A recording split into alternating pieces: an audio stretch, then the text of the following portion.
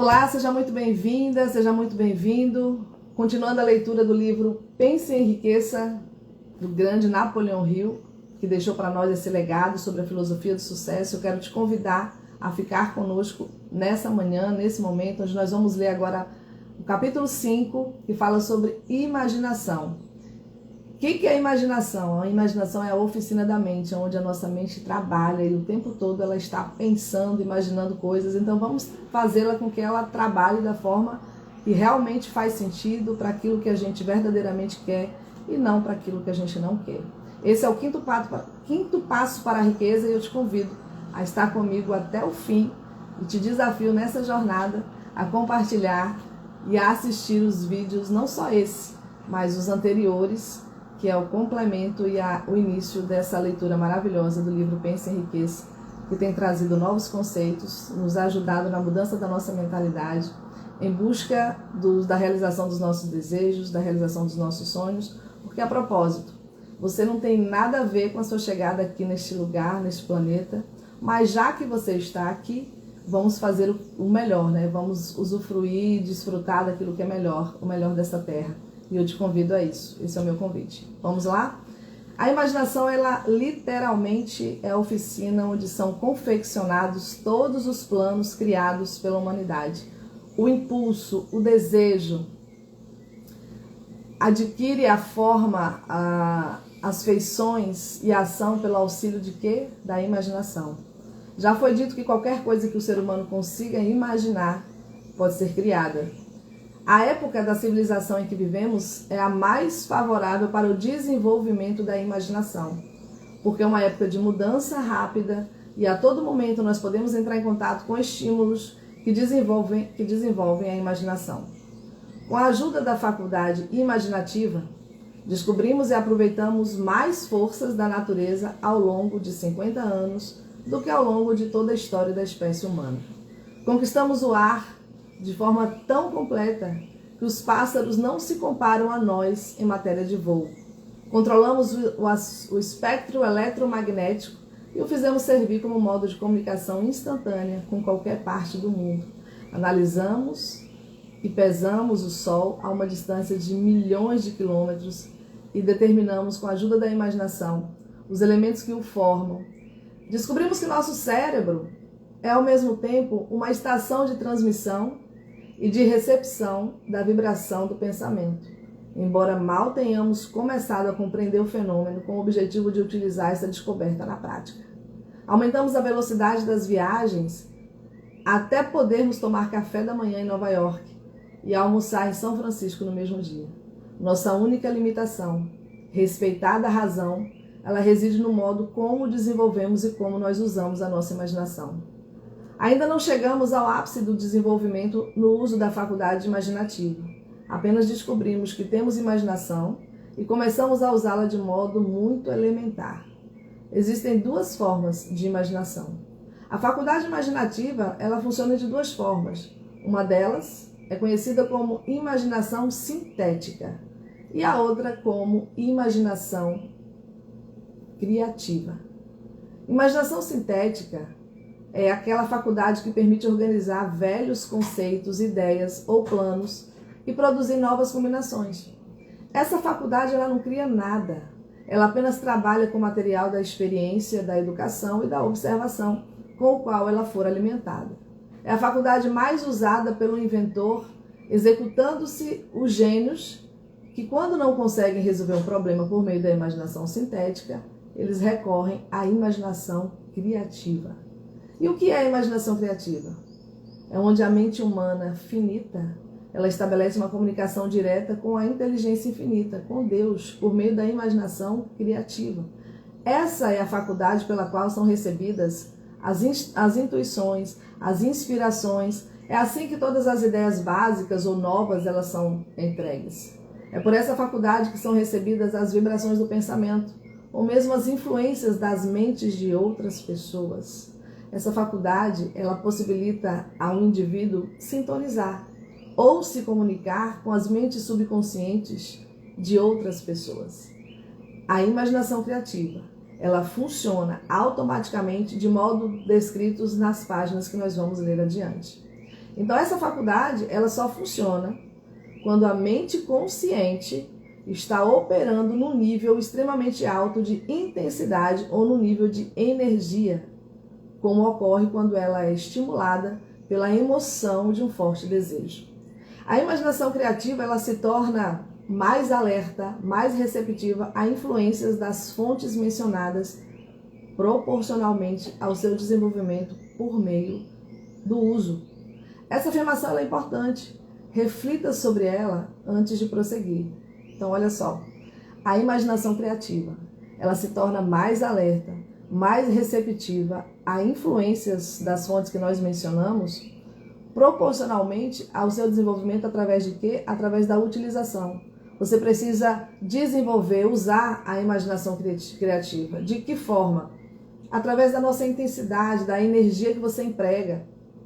É aquilo que você estimula, a emoção, principalmente a emoção de um desejo forte. É assim que você consegue estimular a criatividade, a imaginação criativa. Ok? Então tenha sempre em mente, quando estiver seguindo esses princípios, que toda a história de como é possível converter um desejo em dinheiro, ele não pode ser contado com uma única afirmação. A história só estará completa quando todos os princípios do sucesso que estão sendo explicados, lembre-se, nós já vimos alguns princípios de sucesso.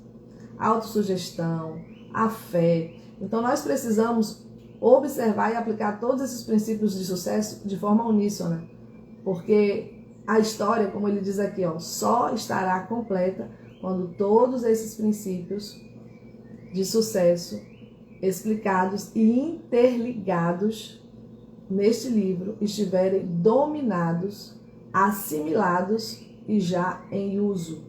Os grandes líderes de negócios, da indústria, das finanças e os grandes artistas, músicos, poetas e escritores, eles se tornaram de fato grandes porque desenvolveram a faculdade da imaginação criativa.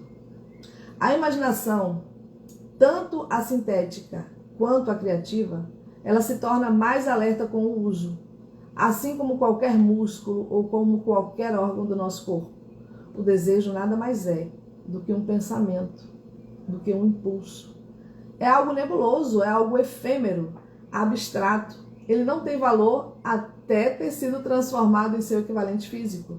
E embora a imaginação sintética ela seja usada com mais frequência no processo de transformar o impulso do desejo em dinheiro, você deve ter em mente o fato de que talvez você precise enfrentar circunstâncias e situações que também exigem o emprego da imaginação criativa.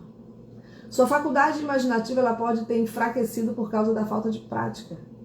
Ela pode ser reavivada e tornada alerta por meio do uso. Essa faculdade ela não morre, embora ela possa ficar adormecida. Por enquanto, foque a sua atenção em desenvolver a imaginação sintética, porque é a que você usará com mais frequência no processo de converter desejo em dinheiro. Transformar o impulso intangível do desejo na realidade tangível do dinheiro, ela demanda o uso de um plano ou mais de um plano. E esses planos, eles devem ser formados com auxílio da imaginação e principalmente da imaginação sintética. Leia esse livro do início ao fim, depois volte a esse capítulo e comece imediatamente a pôr a sua imaginação para trabalhar, construindo um plano ou mais de um para transformar o seu desejo em dinheiro. Instruções detalhadas para construir planos, eles foram dadas em quase todos os capítulos. Execute as instruções que mais se adaptarem às suas necessidades e ponha seu plano por escrito, caso você ainda não tenha feito. Colocar seu plano por escrito em ação. Assim que você fizer isso, você terá claramente dado forma concreta ao desejo intangível. Releia a frase anterior. Assim que você fizer o seu plano, você terá claramente dado uma forma concreta ao seu desejo intangível. Lembre-se de que no momento em que você coloca no papel a afirmação do seu desejo e um plano para sua realização, você de fato deu o primeiro de uma série de passos que lhe permitirão converter o pensamento em seu equivalente físico. O lugar onde você vive, você próprio e todos os outros objetos materiais são resultado de uma mudança evolucionária por meio do qual partículas microscópicas de matéria foram organizadas e dispostas de forma ordenada. Além disso, A essa afirmação, além disso, essa afirmação ela é de suma importância. Esse planeta, cada um dos bilhões de células individuais do seu corpo e todos os átomos de matéria, eles começaram como uma forma intangível de energia. Desejo é o impulso de pensamento. Quando você começa, por meio do impulso do pensamento, do desejo de acumular dinheiro ou qualquer outro desejo, objeto de desejo, você está mobilizando a seu serviço o mesmo material que a natureza usou para criar o planeta e toda a forma material do universo, inclusive o corpo e o cérebro, nos quais o impulso do pensamento ele acontece. Até onde a ciência foi capaz de determinar, o universo ele consiste de dois elementos, matéria e energia. A combinação das duas criou tudo que nós podemos perceber, desde a maior das estrelas a flutuar no firmamento até nós mesmos. Você agora está ocupado com a tarefa de tentar se beneficiar do método da natureza. Está com sinceridade e disposição, assim nós esperamos, tentando se adaptar às leis da natureza, buscando converter desejo no seu equivalente físico ou monetário. Você consegue? Isso já foi feito antes. Você pode construir uma fortuna com a ajuda das leis imutáveis. Primeiro você precisa se familiarizar com essas leis e aprender a usá-las. Por meio da repetição e abordando a descrição desses princípios por todos os ângulos possíveis, espero lhe revelar o segredo, graças ao qual todas as fortunas foram acumuladas. Por mais estranho e paradoxal que possa parecer, o segredo não é um segredo. A própria natureza faz propaganda dele na Terra, nas estrelas, nos planetas, nos elementos que nos rodeiam, em cada folha de grama, em cada forma de vida que nos virão abarcar, né? Que nossa visão abarca, que nossa visão alcança.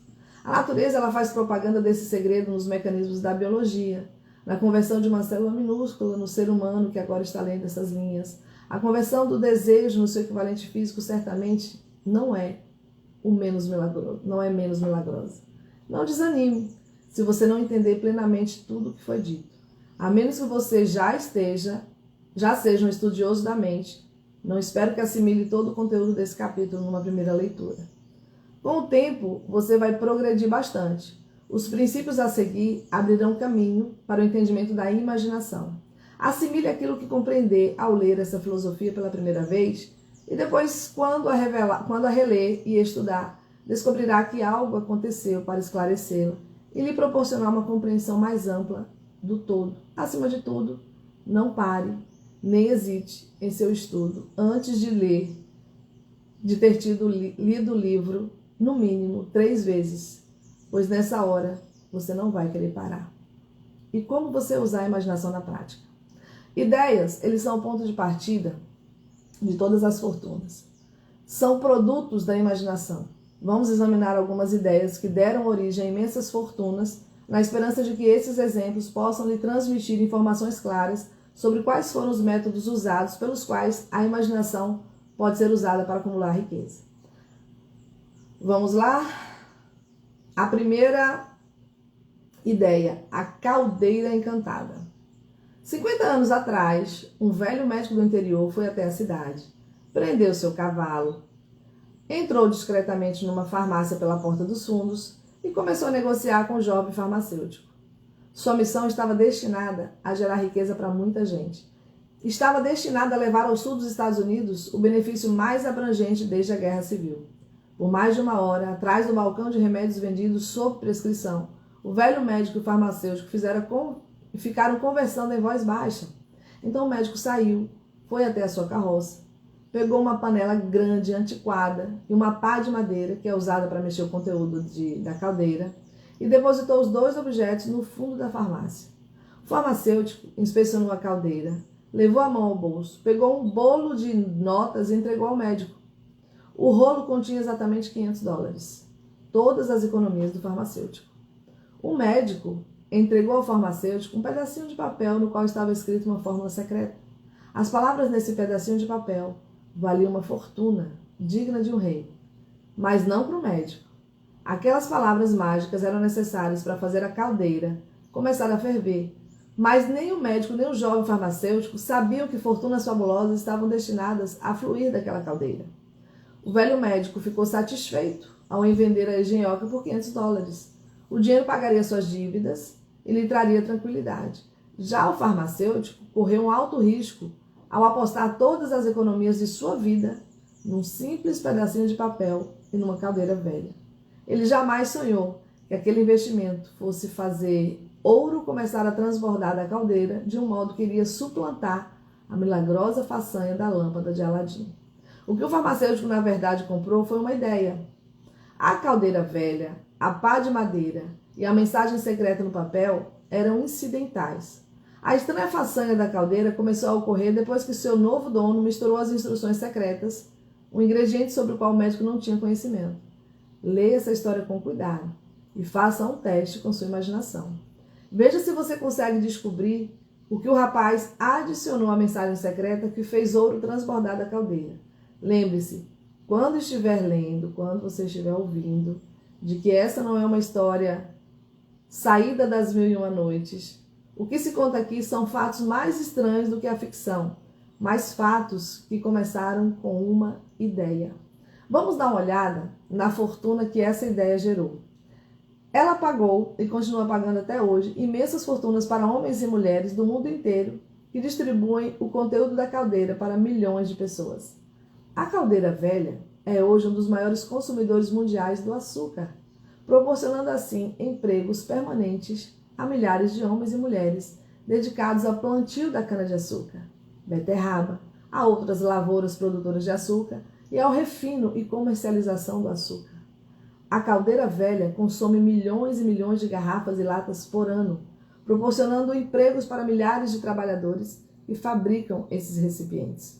A caldeira velha fornece emprego a um exército de funcionários de escritório, estenógrafos, redatores, especialistas em publicidade espalhados por toda a nação. Trouxe fama e fortuna a dezenas de artistas e criaram magníficas imagens e propagandas para descrever o produto. A caldeira velha transformou uma pequena cidade do sul dos Estados Unidos na capital de negócios da região, onde hoje beneficia direta ou indiretamente todas as empresas e praticamente todos os moradores locais. A influência dessa ideia hoje atinge todos os países civilizados ao redor do mundo, despejando um fluxo contínuo de ouro em todos que o tocam. O ouro da caldeira construiu e sustenta uma das universidades mais importantes do sul dos Estados Unidos, onde milhares de jovens recebem a formação essencial para o sucesso. A caldeira velha realizou outros feitos maravilhosos. Durante toda a Grande Depressão, quando fábricas, bancos e negócios fechavam as portas e encerravam suas atividades, o dono dessa caldeira mágica seguiu em frente, continuando a empregar um exército de homens e mulheres e pagando porções suplementares de ouro a quem muito tempo antes tinha confiado na ideia. Se o produto dessa velha caldeira de latão pudesse falar, ele contaria histórias românticas, emocionantes, em todos os idiomas. Histórias românticas de amores, de negócios, de profissionais, homens e mulheres que dia após dia são estimulados por ela. Conheço bem, pelo menos uma dessas histórias, pois eu fiz parte dela. E tudo começou não muito longe do lugar onde o farmacêutico comprou a caldeira. Foi lá que conheci minha esposa. E foi ela quem me contou pela primeira vez sobre a caldeira mágica.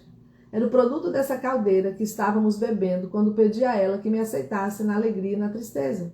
Seja você quem for, onde quer que você more, seja qual for o seu trabalho, lembre-se a partir de agora, sempre que vir e ouvir as palavras Coca-Cola, de que esse gigantesco império de riqueza e influência brotou de uma única ideia e que o misterioso ingrediente que o farmacêutico Asa Candler misturou à fórmula secreta foi imaginação. Pare e reflita sobre isso por alguns instantes. Lembre-se também de que os 13 passos para a riqueza descritos nesse livro foram o meio pelo qual a influência da Coca-Cola se estendeu a todas as grandes e pequenas cidades, todos os vilarejos e todas as encruzilhadas do mundo, e que qualquer ideia que você possa criar que seja tão sólida e meritória quanto a Coca-Cola tem a possibilidade de reproduzir o fenomenal sucesso dessa bebida que mata a sede de mundo afora. Na verdade, os pensamentos são coisas, e sua área de operação é o próprio mundo. E o que eu faria se tivesse $1 milhão? A história a seguir prova como é verdadeiro o antigo ditado: quem quer consegue. Ela me foi contada pelo saudoso e amado educador e pastor Frank W. Gonzalez, que iniciou sua carreira religiosa na região das Docas do sul de Chicago.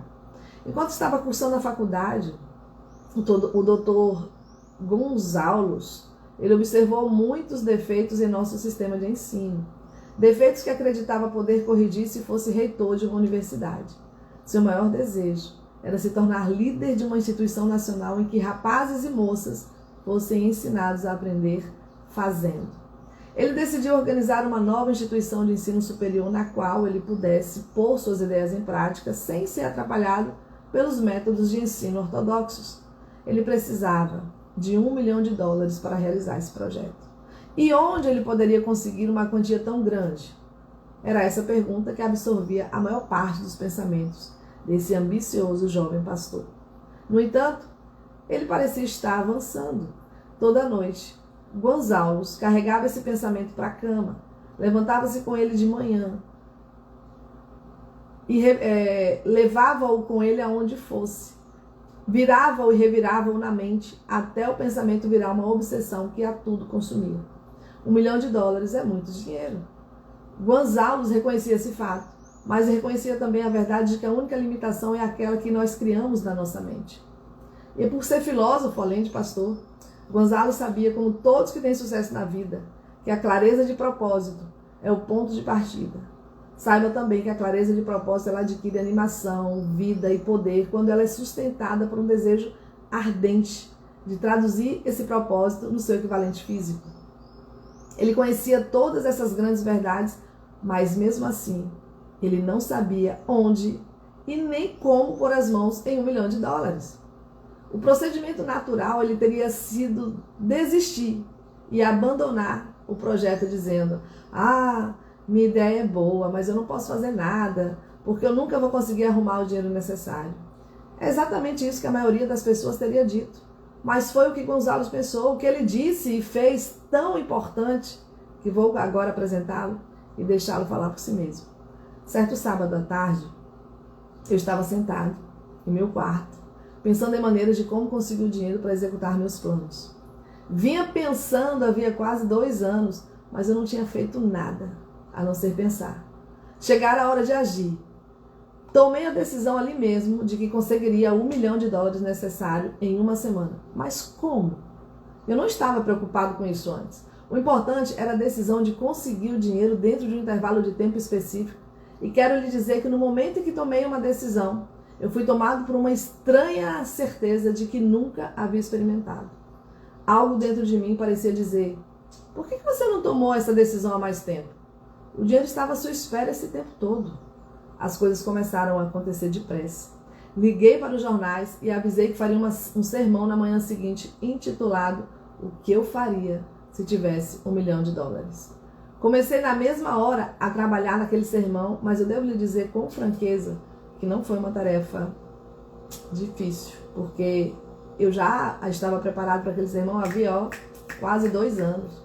O espírito que o sustentava já fazia parte de mim. Acabei de escrevê-lo bem antes da meia-noite. Fui para a cama e dormi confiante, pois já podia me ver na posse de $1 milhão. Na manhã seguinte, acordei cedo, entrei no banheiro e li o sermão.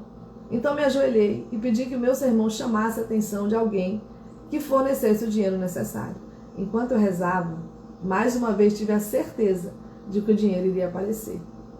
De tão animado, eu saí sem o sermão. E só descobri meu esquecimento quando eu estava no púlpito, quase pronto para começar a falar. Não havia mais tempo de buscar minhas anotações e que bênção eu não ter podido voltar. Em vez disso, a minha mente subconsciente produziu o material que eu precisava. Quando me levantei para começar, fechei os olhos e falei sobre meus sonhos com todo o meu coração e toda a minha alma. Não falei apenas para a minha plateia, mas também para Deus.